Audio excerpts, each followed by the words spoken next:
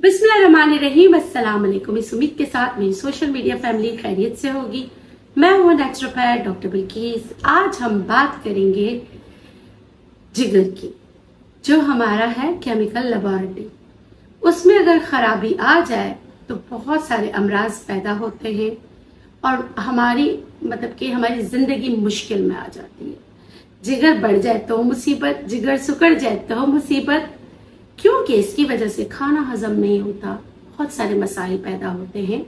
इन सब के लिए बेहतरीन दवा लहनिंग लेबोरेटरीज की योका कॉम्प्लेक्स 110 बहुत ही बेहतरीन दवा है। आप इसका इस्तेमाल कीजिए और जिगर के जो मैं आपको अभी बताने जा रही हूँ उन तमाम अमराज से बच सकते हैं। जी, अमराज जिगर में अमूमन खुराक हजम नहीं होती, कभी कब्ज हो जाता है, कभी पतले दस्त आते हैं, जबान का जायका कड़वा और फीका हो जाता है, मैदे में गैस की शिकायत हो जाती है, जिस्म नकाहत का शिकार हो जाता है, सीने में जलन होती है, जिगर सुकड़ जाता है, आंखें जर्दी माइल हो जाती हैं।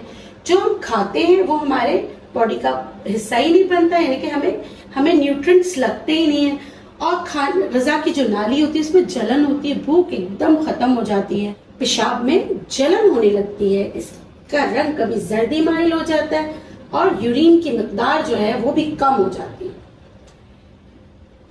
अब मैं जिस दवा की आपको बात कर रही हूँ, योका कॉम्प्लेक्स हेपेटाइटिस ए और बी का इलाज मुमकिन हो सका है, जबकि हेपेटाइटिस बी में जो लाइलाज तस्वुर किया जाता है उसमें भी ये दवा उसकी तकालीफ को दूर करने में आपकी मदद करे। जिगर के बढ़ने और सुकड़ जाने, फैटी लिवर हो जाए, लिवर इनलार्ज हो जाए या जिगर सिरोसिस की तरफ आ जाए यानी सुकड़ जाए, सब में ये दवा जो है बहुत बेहतरीन काम करती है।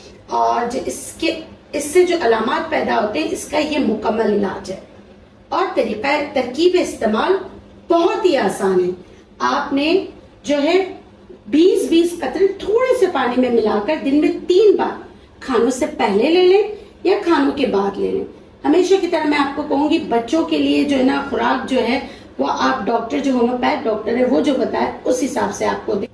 अच्छा, आप गजा क्या इस्तेमाल करनी है भाई? ठंडी और जूद हजम गजाएं इस्तेमाल करनी है, जैसे लौकी, तुरई, टिंडे, बादी चीजें, तेल वाली चीजें, तेजाबियत पैदा वाली चीजें नहीं करनी है। अच्छा, नमक का इस्तेमाल कम करना है, चीनी का इस्तेमाल कम करना है, कलर्ड फूड कलर वाली चीजें जो है ना वो बहुत ही ज्यादा कम इस्तेमाल करनी है। तो फिर इंशाल्लाह इस दवा से जो है आपको बहुत ज्यादा अफाका होता है। इस उम्मीद के साथ जो मैंने आपको L110 योका कॉम्प्लेक्स लीवर के लिए जो दवा बताई है, वो जो भी लीवर के अमराज में मुब्तला है और जो मैंने आपको सिम्टम्स बताई हैं, अगर वो अलामात आप में है तो आप इसका इस्तेमाल करके अपनी जिंदगी को आसान बना सकते हैं, उस बीमारी से निजात पा सकते हैं।